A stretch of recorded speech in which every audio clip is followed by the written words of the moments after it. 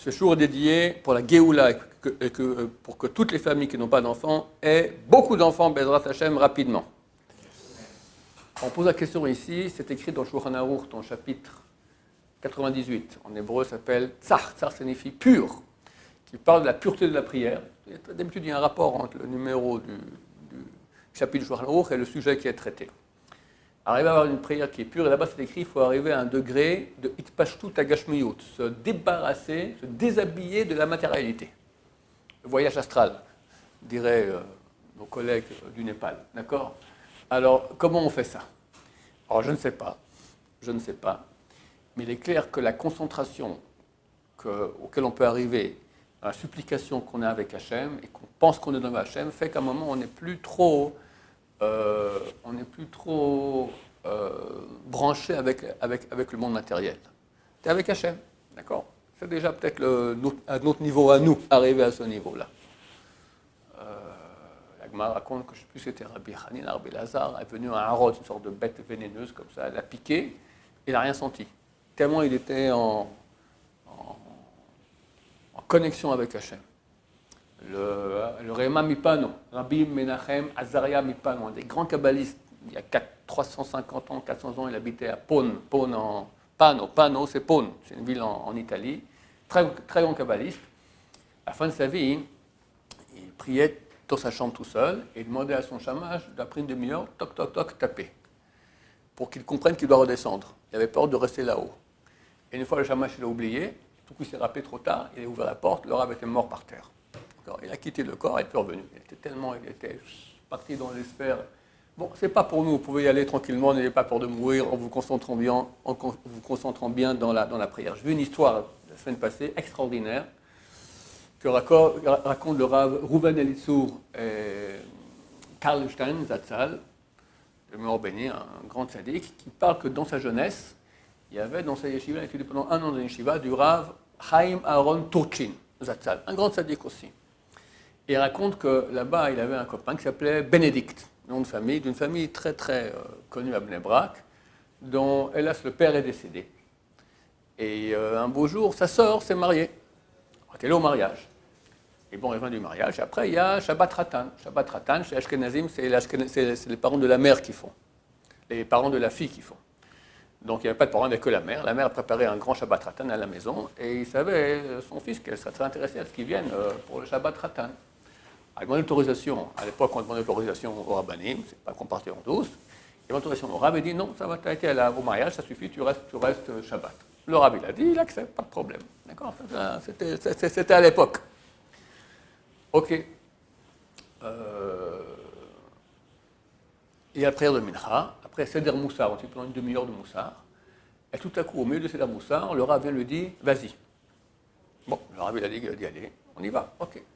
Donc en fait, le Rav lui a dit de partir le soir, c'était déjà jeudi soir, pour qu'il reste là-bas et le Shabbat Brachot du jeudi soir, il y aura un Shabbat Brachot certainement dans Bnei Brak là-bas, et qu'aussi qu'il passe le Shabbat Khatan avec sa mère et toute la famille. Et il ne part pas tout de suite.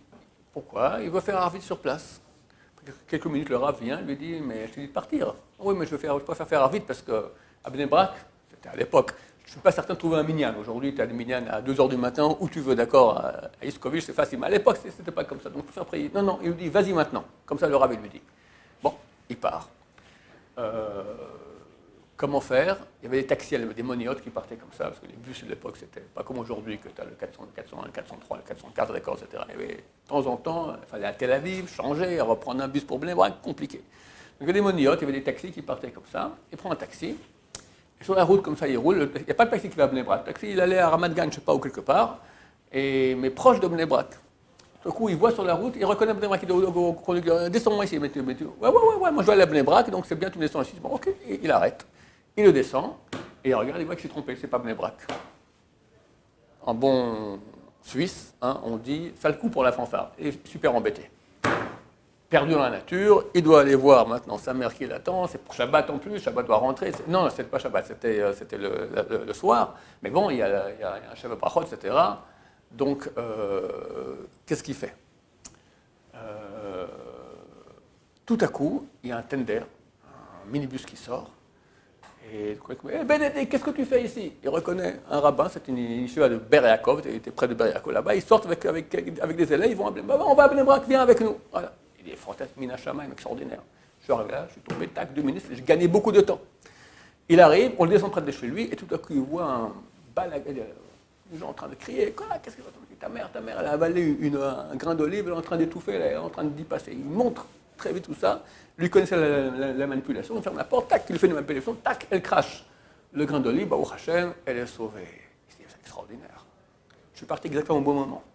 J'ai eu un miracle que le rabbi m'a dit de partir, au bon moment. Après, j'ai eu le taxi au bon moment. Il m'a descendu à un endroit que c'était une erreur. Là, tout à coup, le tender est sorti, le minibus. Je suis arrivé, tac, alors, 1 minute plus tard, j'arrivais, c'était cuit Hashem Ishmar. Bon, Baruch Hashem, Shabbat Brachot, Shabbat Ratan, tout le monde est content.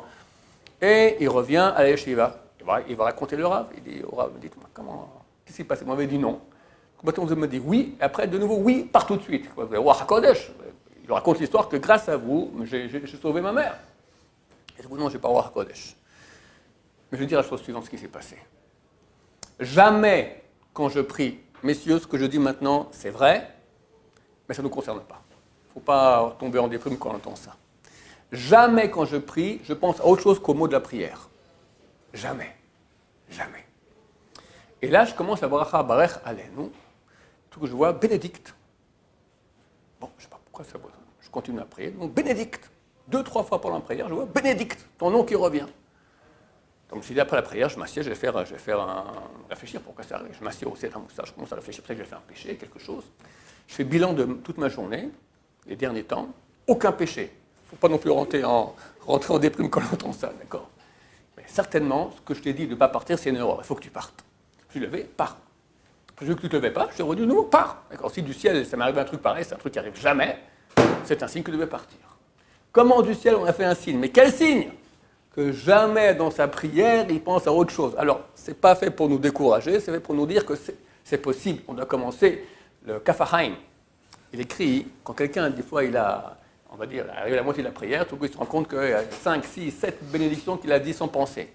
Alors, il est découragé, il continue comme ça. Au contraire, il dit, maintenant, quelqu'un, voilà, il avait un collier de perles, chaque perle vaut, il y a des grosses perles comme ça, Solsi, d'accord, chacune vaut $2000, d'accord. D'un coup, le collier, il est tombé, tac, et quelques parties sont tombées. Bon, c'est comme ça que tout part. Jamais on dira comme ça, ce que j'ai gardé, je garde. Donc, essaie au moins de récupérer ce que tu as déjà. Tu as déjà perdu 5 perles. Chaque bracha, c'est une perle qui vaut bien plus que $2000, bien plus. La garder bien comme il faut. Que nous aide à avoir beaucoup d'attention dans la prière, c'est un levier fantastique. Il y a des gens qui sont grands en Torah, il y a des gens qui sont grands en chesed. Pas tout le monde est grand, mais en prière, tout le monde peut être grand. Il suffit d'appeler, il suffit d'être sincère, il suffit de supplier Hachem. Et combien aujourd'hui le monde a besoin de cela? Tout ce qu'Hachem fait aujourd'hui, c'est uniquement pour qu'on lève les yeux vers lui et qu'on le supplie. Baruch Adonai, l'olam, amen, va amen.